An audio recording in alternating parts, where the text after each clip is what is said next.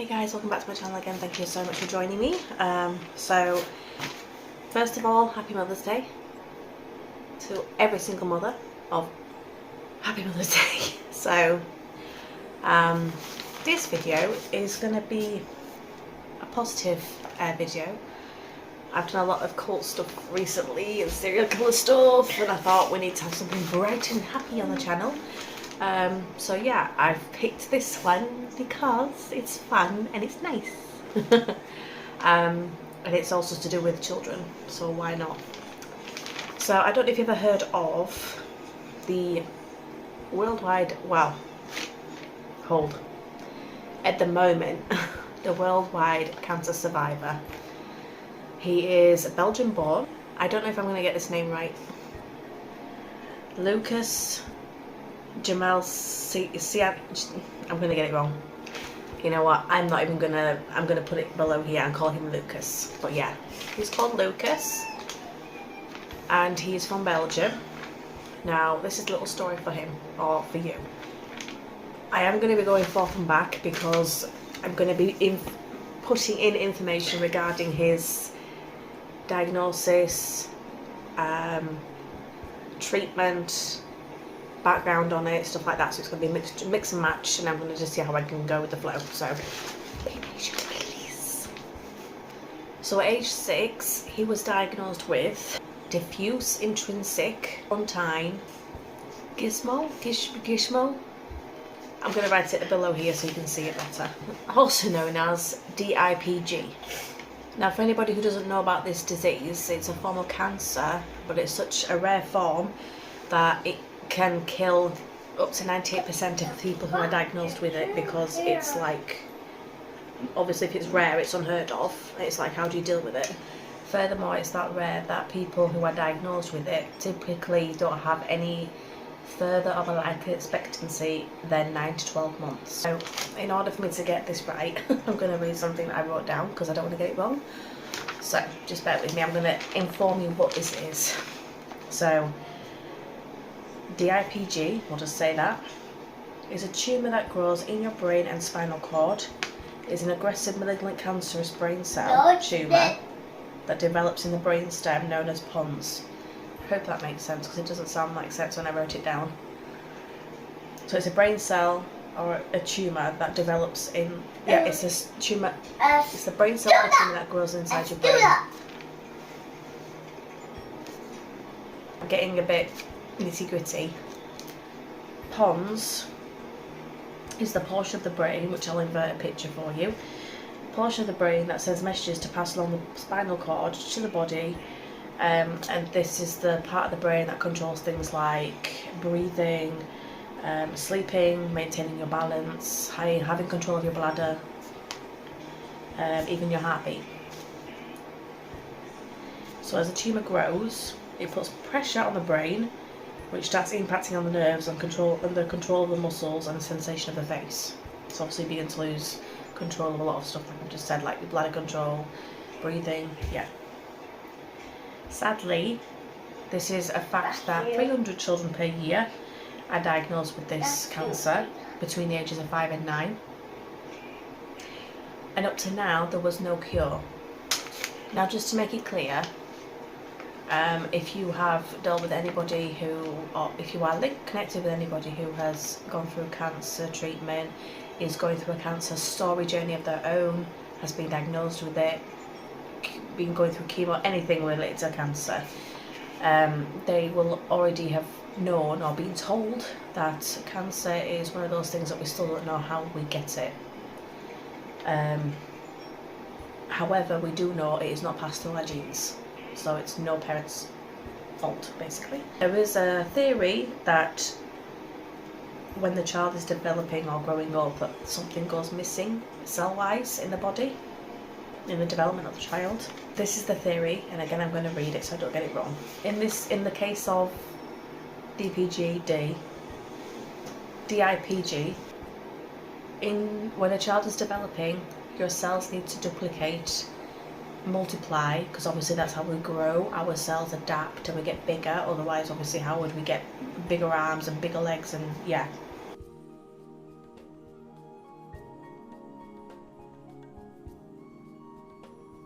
duplicating these cells, which in their words, from what I got from NHS website, this leads to a mutation of the cells that I need. So yeah, it's like I said, it's not a parent's fault, it's just something that happens during development. Now that we've discussed a bit of the science, we're going to look at some symptoms that can be... We're going to look at the symptoms of this Dipg. So such things as slurred speech, odd eye movement, having bad balance. Now I know anyone can be clumsy, but this is really bad balance to the point where you might be struggling to literally even stand still or lean over to get something, things like that. You can have weakness with a lot of things, such as picking up a cup or holding something. One of the signs that could be considered confused for a stroke is a drooping face. Many cancer situations, you'll get a diagnosis through an MRI scan, or in some cases where they really need to make sure of something, they'll do a biopsy. Now, because the age of 5 to 9 is usually a diagnosis age for children, surgery has never been an option for any patient, because especially as it is in your brain, it's too dangerous and too risky to operate. Currently, people do go through radiation therapy. This is not an absolute pure cure, but it can reduce the symptoms and it can cause prolonged treatment. So now that we've gone through a lot of the science of the cancer, we're going to go back to Lucas. Like I said earlier, he was age 5, I believe I said, when he was diagnosed. Now, this is where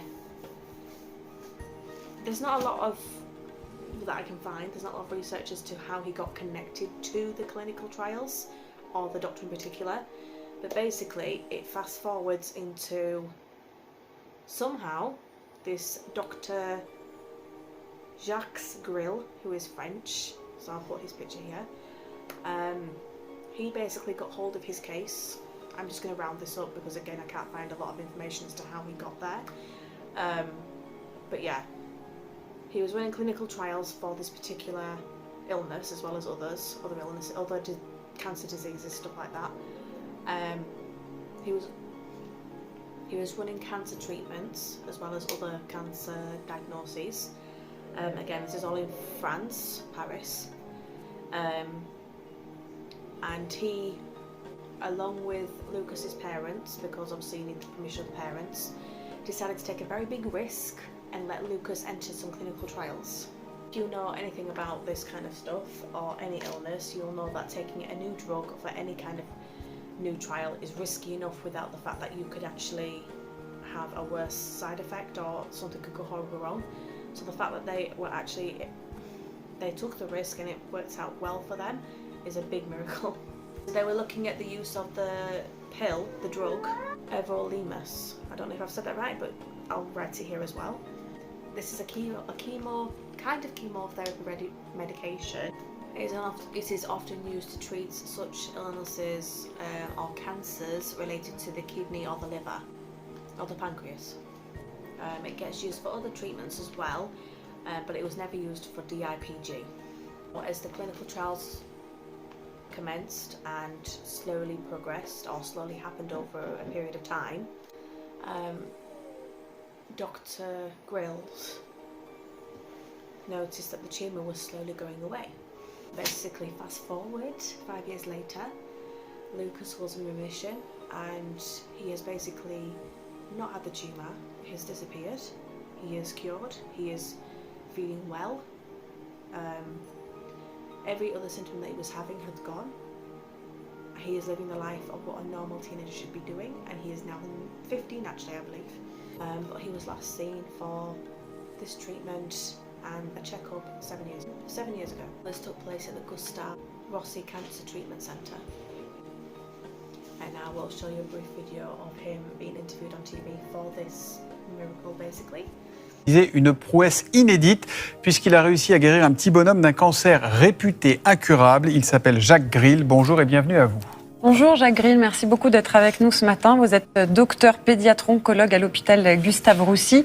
Depuis 6 ans, vous suivez Lucas qui est atteint d'un gliome infiltrant du tronc cérébral. C'est une tumeur au cerveau très agressive, inopérable et qui touche plusieurs dizaines d'enfants par an et qui était jusqu'à maintenant incurable.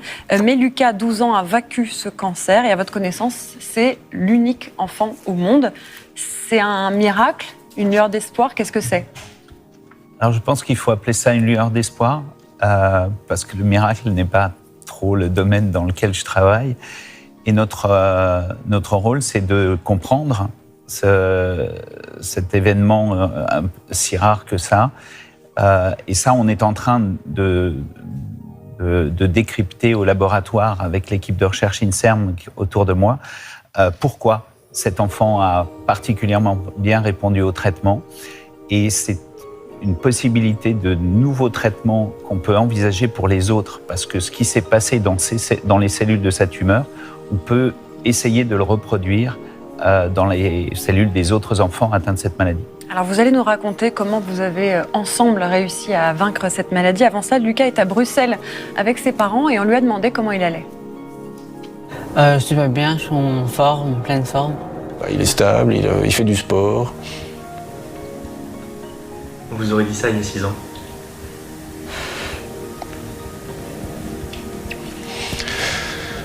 Noah. معالجات يزيد تركيبات. Outre le suivi médical, j'imagine, est-ce que vous avez un lien particulier avec cette famille maintenant ? Alors vous savez, les pédiatres qui soignent des enfants atteints de ces maladies graves, ils les suivent très longtemps, ils les emmènent souvent jusqu'à l'âge adulte. Et donc, on devient, toute proportion gardée, un espèce de membre de la famille, un cousin éloigné qui va aller au travers des péripéties de leur vie. Et donc, c'est vrai que c'est quelque chose qui est extrêmement gratifiant dans un domaine où, malheureusement, on a affaire à la mort bien souvent. Et il ne faut pas oublier que cette histoire exceptionnelle pour Lucas donne beaucoup d'espoir à des enfants, mais pour l'instant, c'est une maladie qu'on a encore énormément de mal à soigner. Justement, alors lui, sa tumeur a été diagnostiquée quand il avait 6 ans. C'est quoi les symptômes du GITC, le gliome infiltrant du tronc cérébral ? C'est quoi ? C'est dû à la génétique ? Qu'est-ce que c'est ? Non, on n'a pas de cause génétique reconnue de cette maladie. Ce qu'on pense, c'est que c'est un événement extrêmement précoce dans le développement du cerveau qui la met en route. Et c'est toujours à peu près aux mêmes âges, vers l'âge de Lucas, qu'apparaissent des symptômes qui sont assez stéréotypés. C'est toujours des troubles de la marche. C'est ça, difficulté de marcher, même à faire pipi également. Voilà, lui, c'était ce qu'il avait, mais aussi très souvent un strabisme. D'accord. Et donc, c'est vrai que ça doit attirer l'oreille des pédiatres lorsqu'on a des enfants avec ces symptômes-là. Alors, quand vous commencez le protocole avec Lucas, vous lui prescrivez 30 séances de radiothérapie, un médicament expérimental à prendre plusieurs fois par jour. C'est un essai clinique Biomed. Qu'est-ce que c'est exactement ? Alors, Biomed, c'était surtout une machine à apprendre. C'est-à-dire qu'on a décidé de biopsier ces enfants de leur tumeur, qui est une tumeur profonde, difficile à atteindre. Et avec un petit fragment de tumeur de la taille d'un grain de riz, on a réussi à décrypter le génome de ces cellules tumorales et de se rendre compte que cette maladie n'était pas unique, mais plutôt faite de différents sous-types, chaque sous-type devant probablement bénéficier d'un traitement approprié. Il y a d'autres enfants qui suivent ce protocole actuellement ?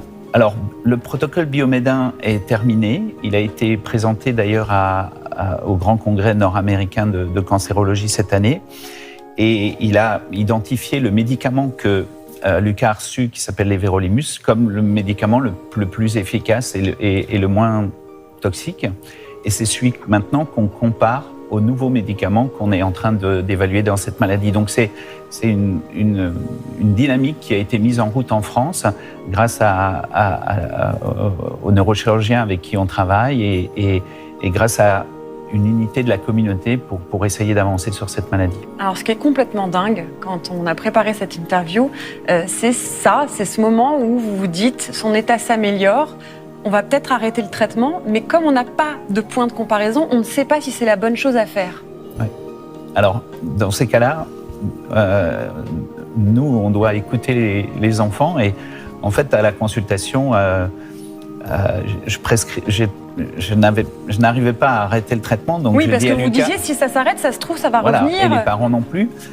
Et à ce moment-là, je lui ai dit, je te represcris 3 boîtes pour les 3 mois qui viennent. Et il me dit, mais j'en ai encore une à la maison. Je lui dis, c'est pas possible que tu en aies une à la maison. Ça veut dire qu'il prenait déjà plus le traitement, voilà, en fait. Il avait déjà décidé de son propre chef qu'il n'en avait plus besoin.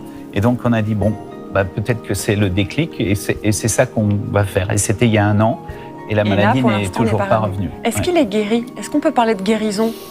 Alors, vous savez, on est dans l'inconnu. Puisque dans la mesure où on n'en a pas d'autres, dans d'autres maladies, on peut dire, quand on est allé au-delà de 3 ans ou 5 ans de recul, on n'a plus de chances de rechuter. Mais là, on ne sait pas. Donc, il faut attendre 4 ans pour être certain de sa guérison. Mais je ne sais même pas combien de temps il faut attendre. Mais en tout cas, chaque année est maintenant une année miraculeuse. Comment cette victoire peut aider d'autres enfants? Alors, d'abord, Lucas n'est pas tout seul. Dans le protocole Biomed, il y a 8 enfants qui sont toujours en vie.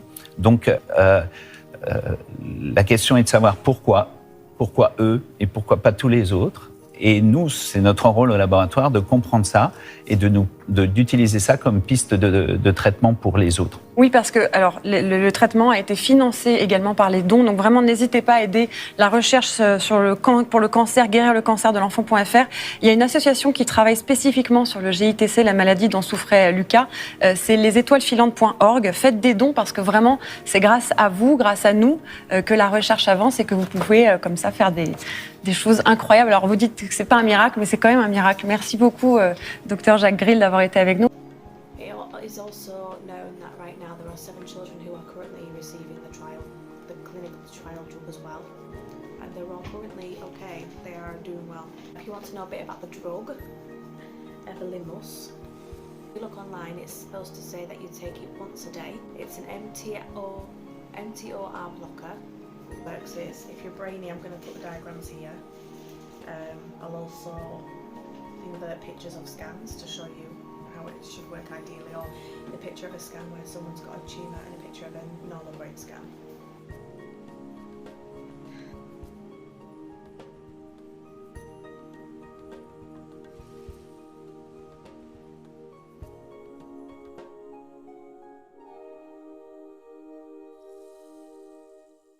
So in order to monitor this treatment, you will have blood tests to check if your kidney and your liver is still working, and check the levels of cells in your blood cells. About that, it was noted, even though you're technically supposed to take 1 a day from what I've researched, Lucas was given 7 tablets of this a day. So there is a question of, much later on in life, will he relapse? Will the tumour come back? Or will he literally remain cancer free? Because from what I've known personally, or from friends, when you get rid of cancer, there's still a chance of it coming back. Then again, this is not using this particular drug, so maybe not, I don't know.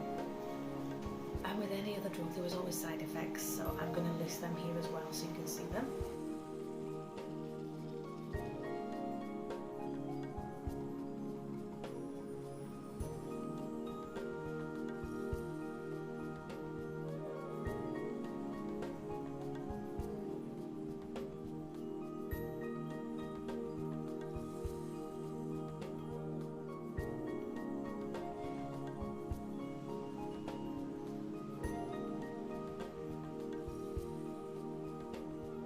I just wanted to leave off, I don't want to make this a very big video, but I just wanted to share it because it's a bit of good news, and obviously it's a great Mother's Day present if your child is cured of this really nasty illness.